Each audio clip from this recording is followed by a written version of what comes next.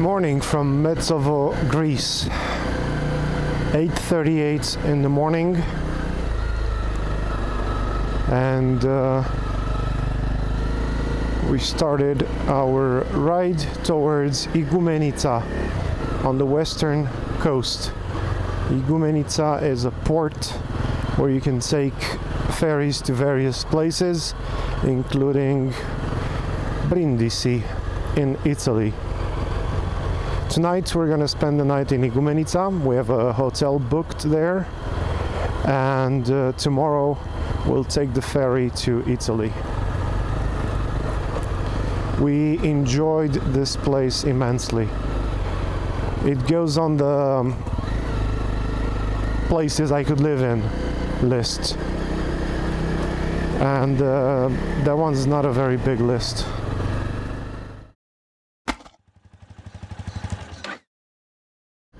It's been great.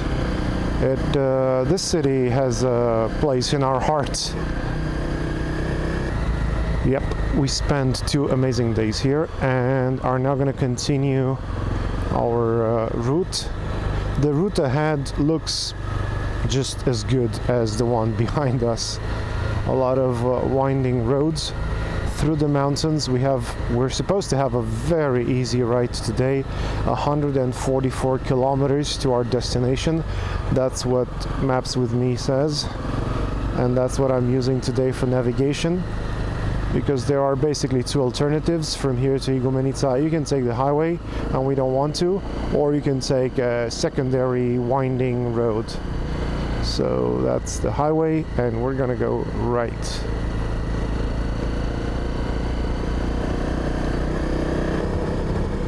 I'm gonna miss these mountain views.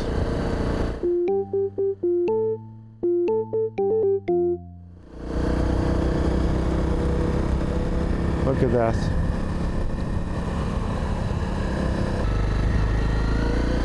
Tiny little road that basically avoids the highway. And that's the highway right there. Pretty special highway, because it goes a ton of kilometers through these very long tunnels. Wait, but this is the highway, isn't it? No, it's not. Oh, it's just a road that looks good. It's not the highway. This is the road we're on. And these are the highway tunnels I mentioned. Look at those.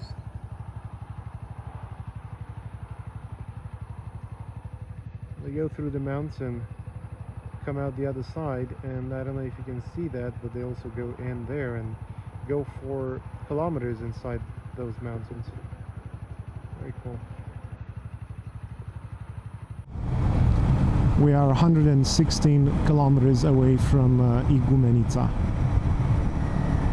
Still running along the highway, the A2 highway in Greece, but on smaller roads. We stopped for gas because I was running quite low after those trips around Metsovo that I took to the lake and back. I didn't realize that I was running low, and I saw a gas station in Metsovo, but it was a tiny thing, and they said, oh, we're out of gas. Oh, okay. The road varies a lot. I can recommend to anyone coming to Greece by motorcycle in the summer, I guess, I can recommend this route east to west or west to east if you prefer, from like Halkidiki. Just go along the coast as much as you like, then possibly avoiding Thessaloniki as much as possible, then towards Metsovo, Ioannina, Igoumenitsa, and just on these secondary roads. Amazing riding, I think. Really, really nice.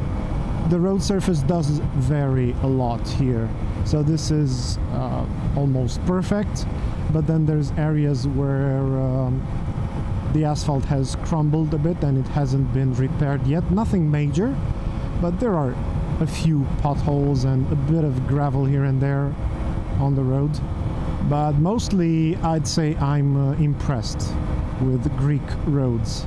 I've heard talk of them being in bad shape. I can't see that, at least not in this area. This is lovely riding.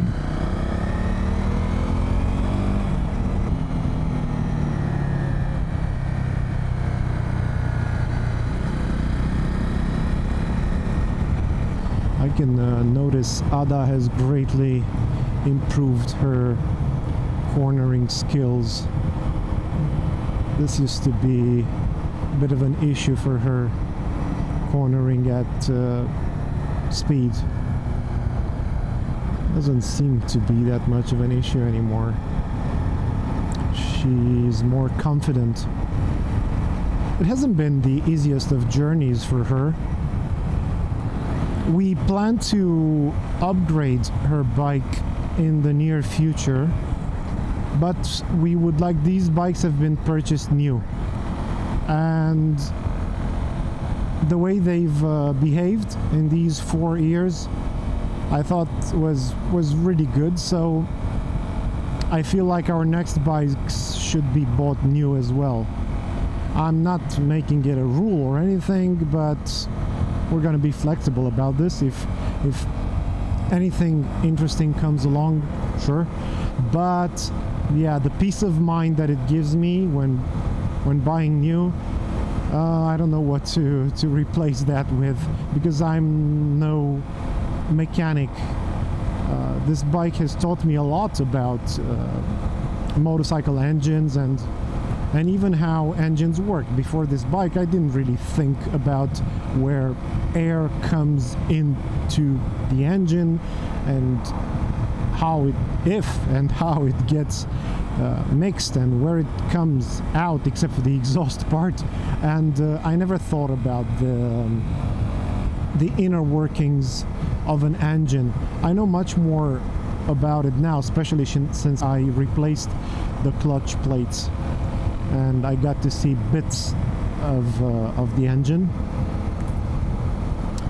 So still buying new is attractive to us, and she's gonna upgrade to, well, her options are sort of limited. She is only 1.5 meters high, and that limits her options. When she first started taking lessons for riding, just before that, quite a few people said, yeah, you shouldn't ride. We both hate being told what to do, so that was even more of a push, I guess. But it wasn't confidence inspiring in the beginning to hear this, oh, you're too small to ride. Which is definitely not true.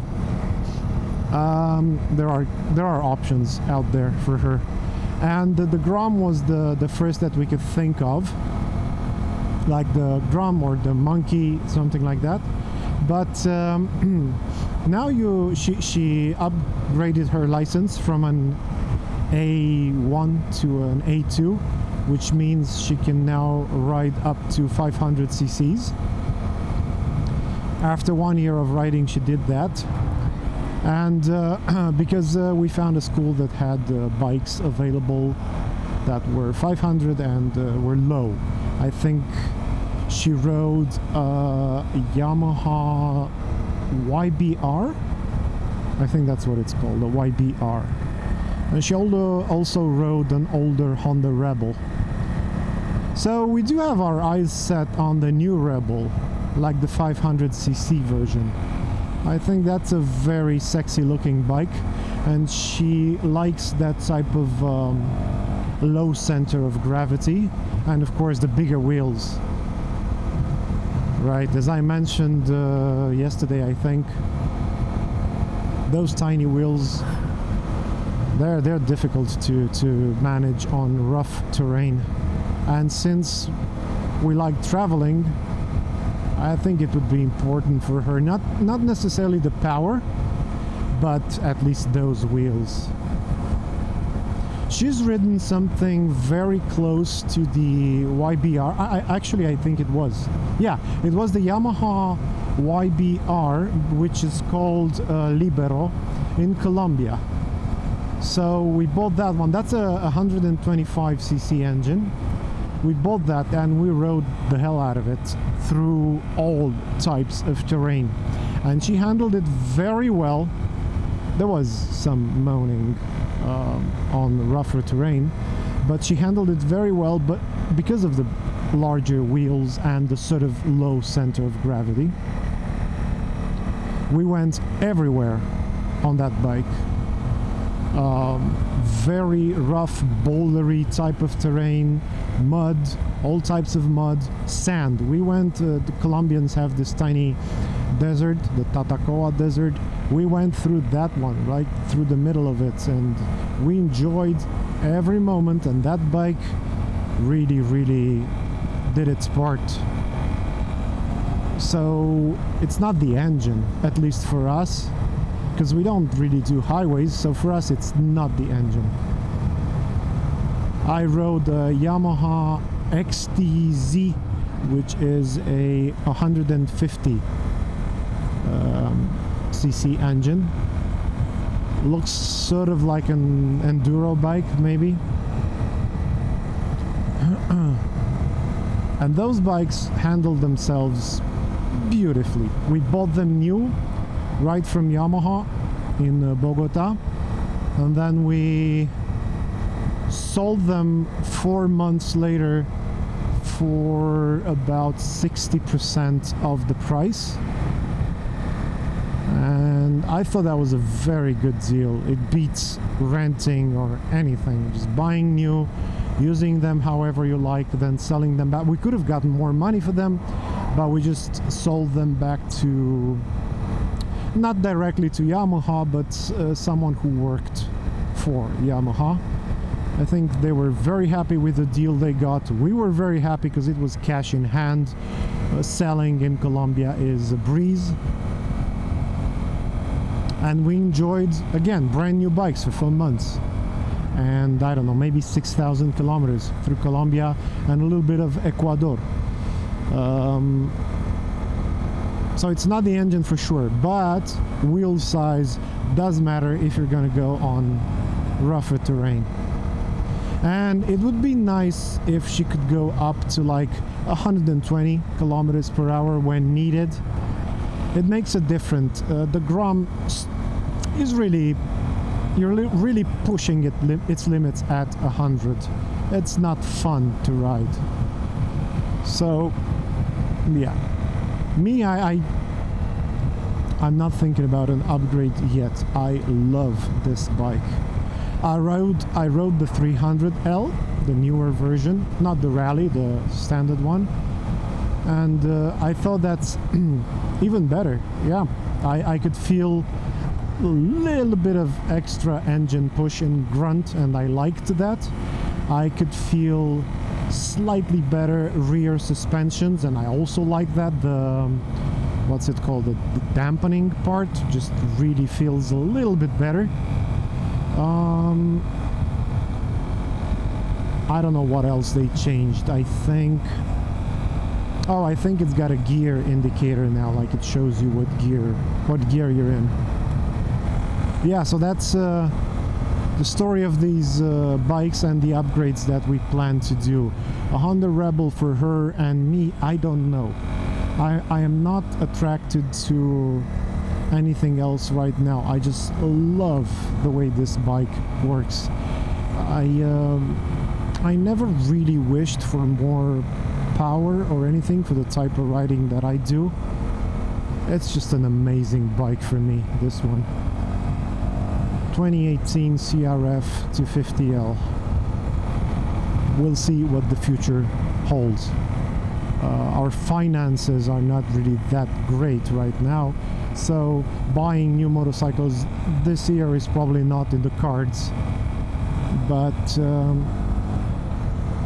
maybe, who knows. I did check out the new Transalp. I like the way it looks. I like the style of certain scramblers. I can see myself on some of those, like the, what is it, the BMW R9T, the Ducati Scrambler, is it Desert X or something like that? But those are expensive bikes, very expensive for our, they are definitely outside of our budget. The Rebel 500 though, the new one, is not. So that's as far as we want to go in terms of money. We'll see what the next year brings. Right now, we're enjoying these a lot. They were the perfect choice so far. There's the sea again. Oh no, wait, this is a lake. I saw this one on the map. That's not the sea. We're like 100 kilometers away from Igoumenitsa. So that's a huge lake right there.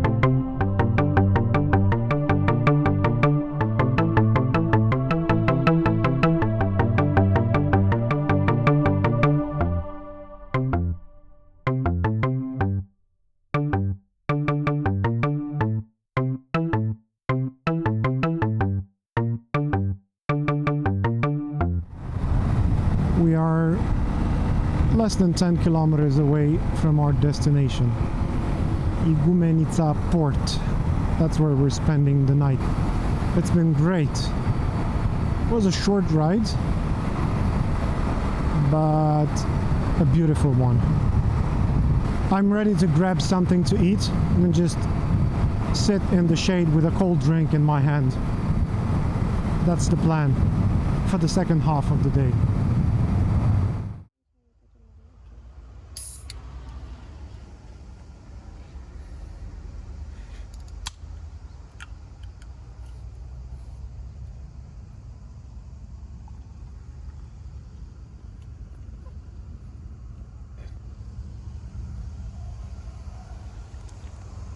I don't know if filming upside down works, probably not. But we arrived, this is where we're staying. It's a small hotel, very cool.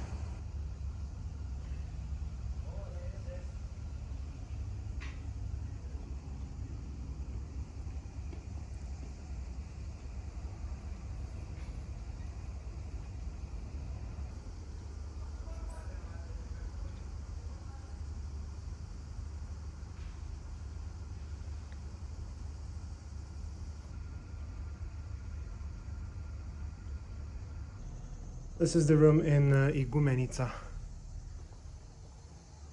Pretty big room, very nice. This building doesn't look much from the outside, but it's pretty cool on the inside. And we got the bikes parked right there. And that's where we'll be taking the ferry from, I think.